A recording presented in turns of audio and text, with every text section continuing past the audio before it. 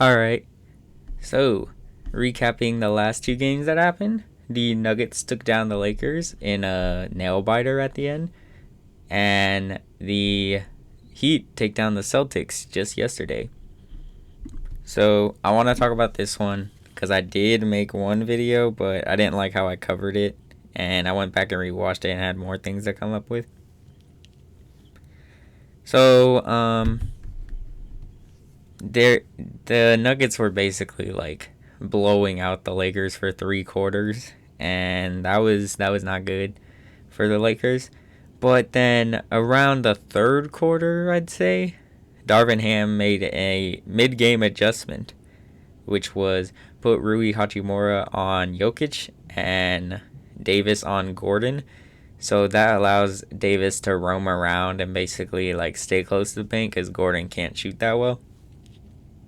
And that looked to actually stop the Nuggets for the rest of the game, basically.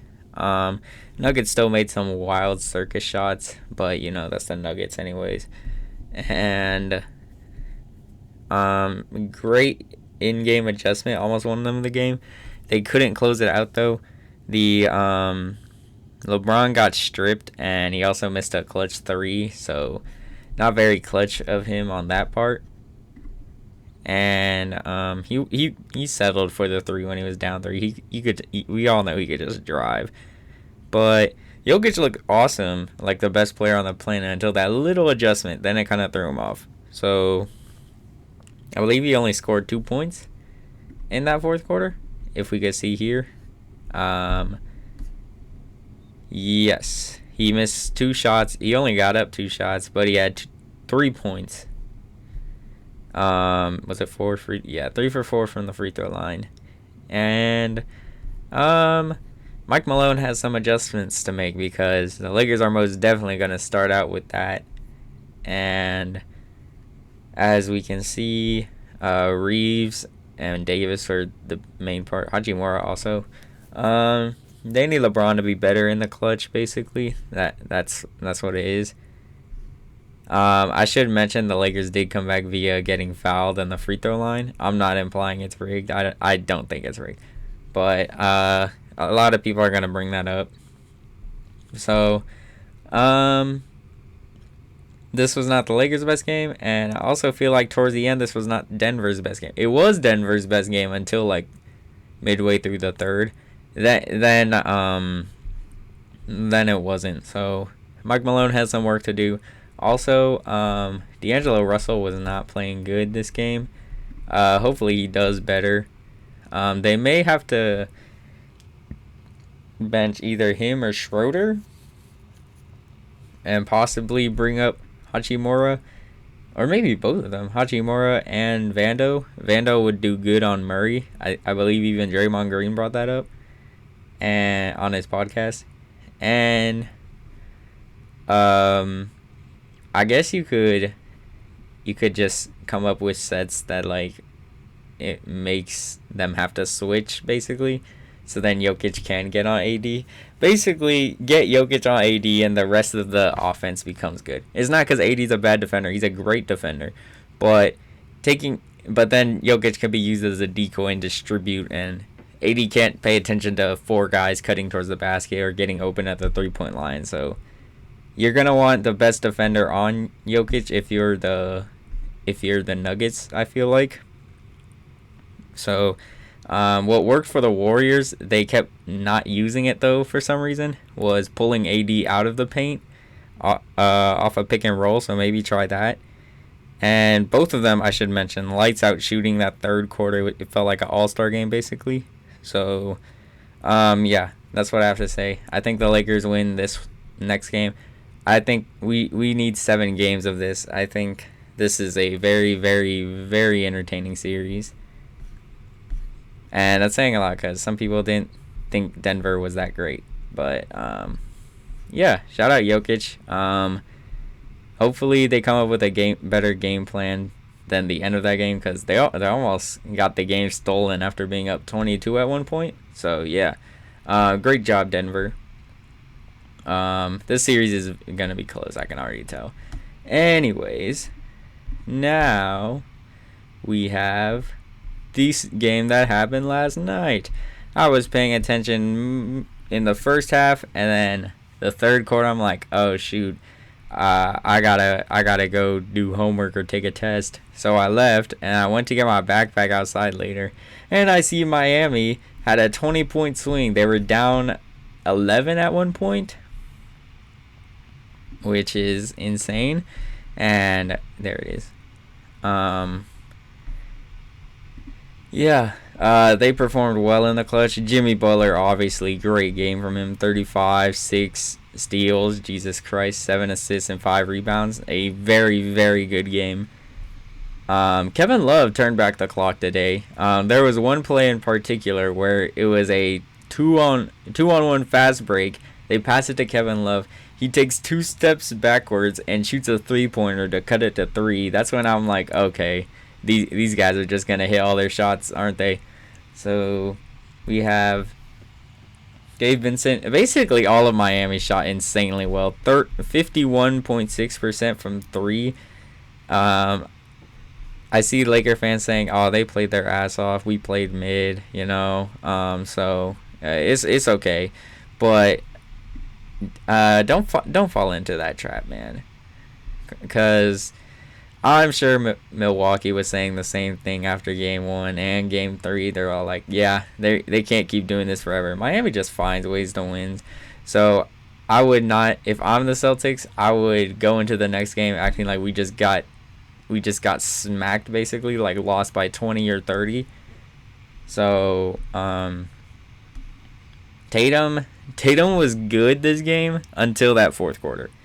He did not score a single point in the fourth, I believe, and he had 3 turnovers. 2 of them were travels. If we can go here. So, yeah. He didn't even put up a shot attempt in the fourth quarter.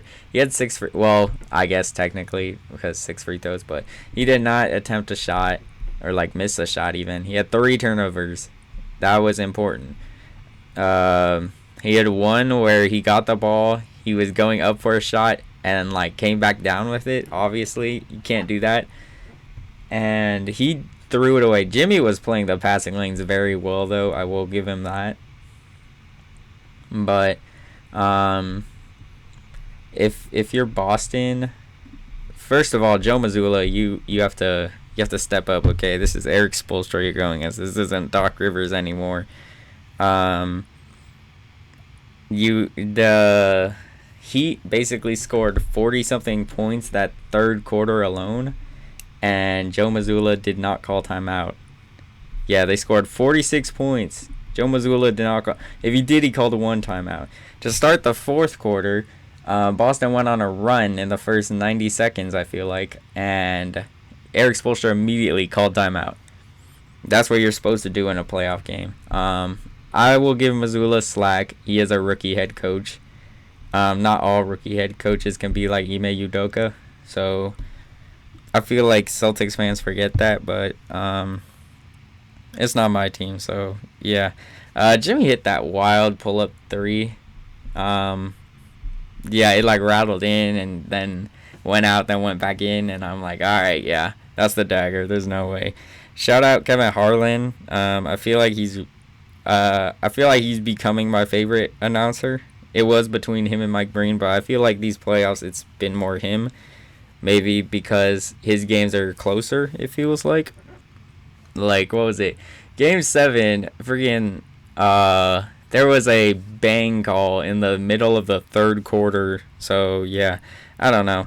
But I just keep rambling. Anyways, when the Heat started shooting great again, the Celtics, they just folded under pressure. That's a problem I have with the Celtics. It's either you're going to get this really clutch, like, championship DNA team, or they're just going to fold like it's their first time there. We saw that a lot last series and against Atlanta. So, Miami, you can't screw around with. I'm trying to think what else. Oh, yeah. The first half, Celtics had control. I really thought they were going to win. They were up 9 going into the half, and it looked like the Heat just needed Hero back. They needed their secondary scorer. But I do think the Celtics are gonna win the next game. If they don't, they are in really deep trouble. So far, these playoffs, they have responded very great after losing close games. Besides that game 5 against Philly, but they ended up winning anyways. So, and game 6, I guess. Okay. Yeah. I think this is also a 7-game series. Literally, the Celtics in theory should win this like easily. But when the other coach is Eric Spoelstra making like undrafted, I bet he could take a high school JV team, put him in the playoffs basically. He is the best coach in the league without a doubt. And with Jimmy playing like this, looking like his ankle doesn't hurt, yeah, you might. He did look like he tweaked it like in the second quarter, I believe. He came up limping, I remember. Bam played good also. Shout out Bam. This is what I want from him. 20 points or so, somewhere around there. Just looking great on offense along with his always good defense. So, yeah. Celtics fans are saying they're not going to shoot this well again. Also, Laker fans, can we just stop with that? Like, oh, they had the game of their lives against us, so we'll be fine. Like, no, you don't say that unless you watch all of their games, because most of the time that team is not playing up to their standards, or they're just playing how they normally do. And fans of teams, they don't watch them enough to know that. That happened a lot in the Kings and Warriors series. So, yeah, I'm sick of it. Also, come up with a better game plan for Jimmy. Just put Tatum or Brown on him and live with the results. Please don't try no Marcus Smart. Peyton Pritchard was on him for a while, bro. Get him out of there. You have Grant Williams, bro. Put Grant Williams in. Unless he's hurt from the stomp. I feel like I haven't seen him play since the stomp. But, dude, just put Grant Williams in. Alright. Yeah. Those are game 2.